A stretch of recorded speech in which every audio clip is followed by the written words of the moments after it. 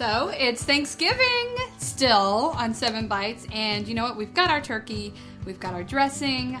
What are we gonna have to go with it? How about green bean casserole? Oh, not that something again. Well, you used to make it all the time. Yeah, but it was so boring and gloppy. Ugh, what about the sweet potatoes? Oh yeah, we gotta have sweet potatoes. Yeah, but so much sugar, that's gonna be really I have a brilliant idea on that. What? Wait and see. Wait and see? Wait and see. All right, see what we're up to. I'm Jennifer. I'm Sue. This is 7 Bites.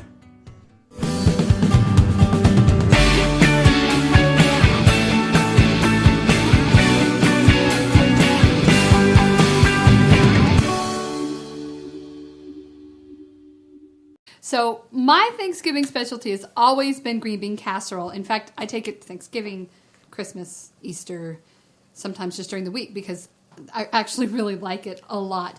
But we don't need all the gloppy glue, and it's it kind of gets boring. So guess what we did? We're working with some fresh vegetables.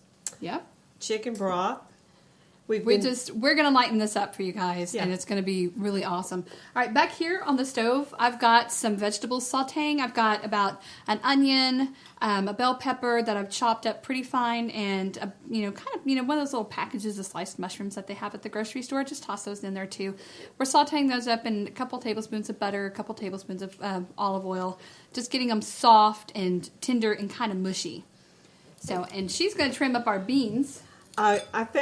I bought a package of fresh green beans, and when I opened them up, I didn't like the looks of them. So you can, if you don't want to use fresh green beans, you can use canned cut green beans, are just fine for this recipe. Just show you all my veggies. Be sure and drain the juice off of them, and then add chicken stock back rather than using the juice off the green beans. So is that ready to...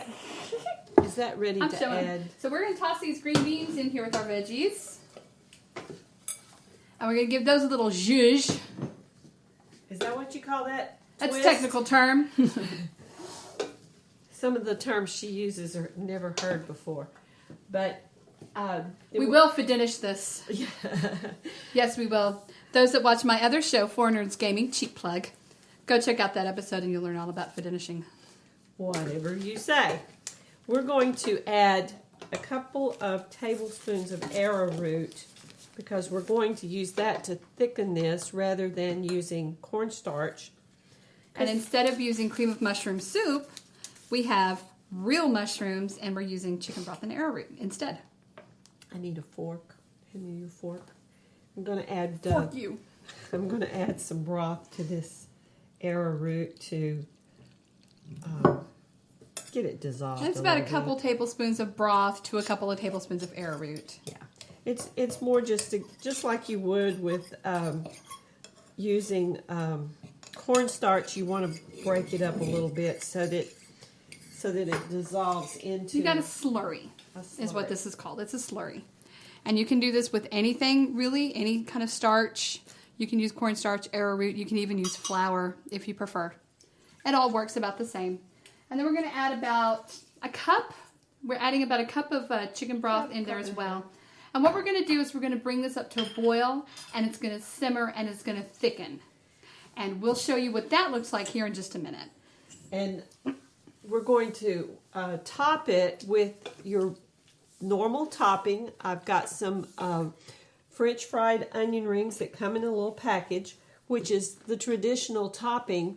And we thought it'd be fun just to crunch up a handful and sprinkle them over the top, just so it kind of looks like what people are used to, so that they don't shy away from it. Because sometimes in our family, if it looks different, they won't touch it. Most of the time in our family, if it looks different, they won't touch it. So we kind of have to play the mind game with the kids. So, and with my husband and her oldest son and several people in the family have to be tricked. So we're going to continue to thicken this up, and we'll be right back in just a second. I want you guys to see this. These beautiful green beans got really nice and bright. You know what? Here, you take this, and I'm going to do this because this is heavy. And this, we're just turning this out into our little dish here. And yes, there's a lot more vegetables in this than you probably are used to having. But vegetables are so important in our diets. So important. And, you know, that's one thing about many bariatric people just don't get enough vegetables in their diets. And this is pretty. It's beautiful. Look at all those colors. We used a combination of red and yellow bell peppers, but you can use any colors that you like. You can use red, green, yellow, orange, purple, whatever color you want, or you can use a variety of colors. But, you know, come on, eat the rainbow. And I don't mean those little candies either. Also, you can use whatever kind of mushroom you want. Yeah, so you can use creminis, you can use portobellas, you can use white mushrooms, you can even use oyster mushrooms, you can use morels, you can use whatever you like. It's just whatever you want. If the fancier you make it, then you make it your own. That's right. So what we're going to do is we're going to pop this into our oven. Our oven is set at 350, and we're going to bake this off for about, would you say, 15 minutes or so? I'd say 15, 20 minutes, and then we're going to, if you want the crunchy topping on there with the French fried onions, you just put those on during the last 5 minutes. And it's just for looks. It's definitely not for anything It's else. aesthetics. I mean, they taste good, but, you know, come on. It's merely aesthetics, right? All right, so let's pop that in there. All right. Let me get that on the bottom shelf. All right. Oh, that smells good. It does smell good. Smells good in here. Thanksgiving is the smelliest time of the year. That's for sure. But it's the good smelling time of the year. It's a good smelling time of year. All right, so we're going to do quick cleanup, and then when we come back, we're going to show you how to do these amazing sweet potatoes.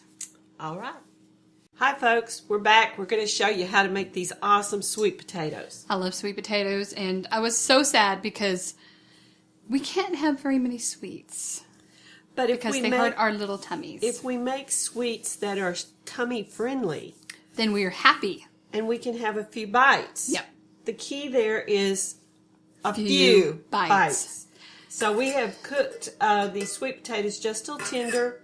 I just want to get those fork tender. Yeah. And I'm not making the amount of sweet potatoes that I would have made 2 years ago. Yeah, 2 years ago, this would have been over a the vat. top. Yes. A vat. Would have been double that and mounded up over, and we probably would have eaten every one of them. What I want you to do, Jen, is sprinkle that about half of that sugar over these. The key to this is the sugar, and this is a... You know what? I'm just going to use my clean hands for that. This is a brown sugar substitute. And what this particular one is a combination of sucralose and molasses, which are both glycemic index friendly, which... You know, again, we've talked about this before, but we have found that with bariatric patients, that kind of makes a difference sometimes. And so that's what this is. There are other varieties out there on the market. So just find one that you like that works for you. And the key to this is the taste. You want the sweet potato taste to come through. You want the brown sugar taste to come through, and you want the cinnamon. So what I'm going to do is dot this around with butter. And sure every little tater gets some of these. You know, this is a holiday, so I'm not worried too much about the fat because we can work it off the day after. But well, and with as little as we eat, a little bit of butter sometimes is not going to hurt us. It's more healthy than some of the alternatives that are it really out and truly there. is. Let's see if we can make this a little more even in the pan. Hey, you ruined my pretties. Oh, yeah. I had it all pretty. So how much cinnamon are we going to put on here? How much do you want on there? I like a lot of We like cinnamon, so we put a lot of cinnamon.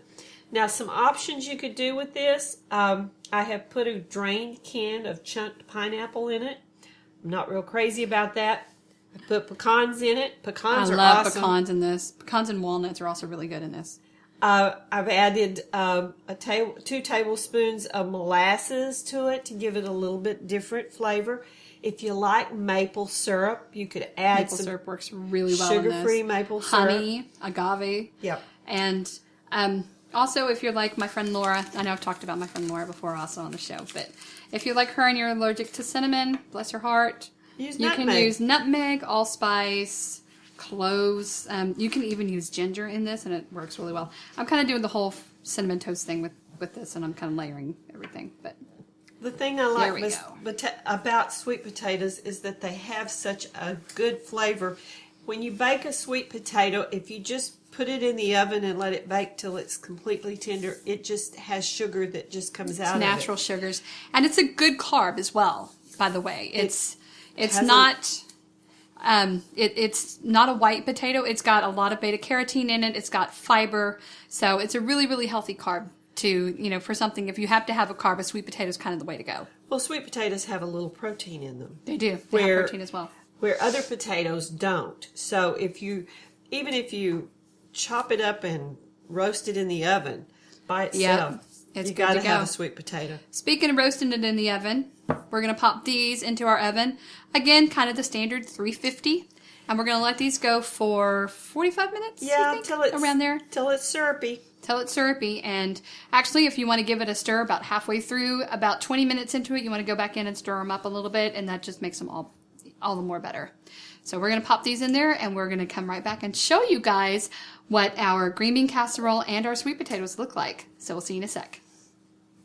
Well, we're back to show you what we've created. Yes, and I wanted to show you this green bean casserole. We put the French fried onions right on top of them, just like that, and they give it kind of a really good crunch too, and just a different texture. But look at the color in these vegetables right here. And they're not as thick, and that's a good thing because you don't want all that. But there's still a little bit of a sauce going on there too, so you still get that really pretty. But look how pretty that is, and look at the color in that. Oh yeah. And you're not going to get that with your, just regular conventional green bean casserole, let me tell you.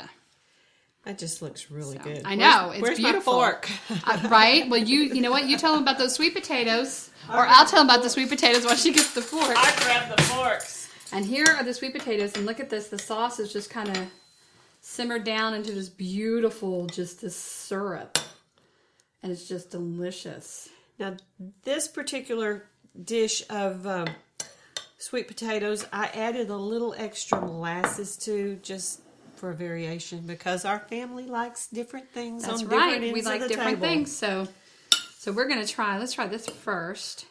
I want to make sure. I want to try to get everything in a bite because I love everything. There's just that's in enough this. crunch to the green bean. It's not over the top, huh? not mushy. Oh yeah.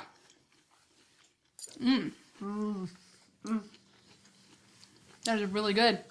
You got all the flavors. Actually, it's more flavor than a traditional green bean casserole. Because you can taste the green beans. Yeah, you have the green beans, but then the peppers and the onions. This really just set it apart from everything else. It's just delicious. You're not getting that gluey taste. The goop. So. And if you miss the goop, then by all means use the goop. But we don't want the goop. Tell you what, with this, give it a try because I guarantee you're not going to miss the goop.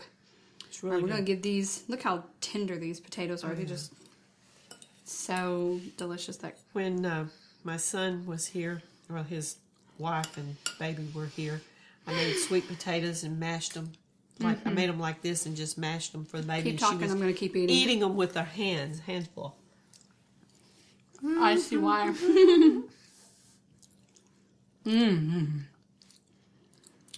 That'll satisfy your sweet tooth for a while. It really will. It's delicious. And you know what? And this is chock full of power foods, too. I know you guys hear a lot about those power foods. We have power foods in our casserole. We got power foods in our sweet potatoes. And it's just delicious. So, you know what, guys? Go and eat your veggies. Please go and eat your veggies. I promise you won't regret it. These recipes will all be on the blog. Yep. And I'm going to have some surprise recipes that I've been working on. Pumpkin pie that doesn't have a traditional pumpkin pie crust. So we're going to have some surprise things on there. Lots of fun stuff coming up for you guys. And we are so, so happy that you guys joined us. And now we're so happy that it's over because we get to go. We get to eat it. Yes. So, all right. Thank you guys so much for joining us. Don't forget to click that little like button at the top of your screen right there. And also that little subscribe button that's kind of over there somewhere. Go and click that as well. And that way you're not going to miss a single thing that we do. You guys are awesome. Thank you so much for joining us. And we will see you next time on 7 Bites. Bye.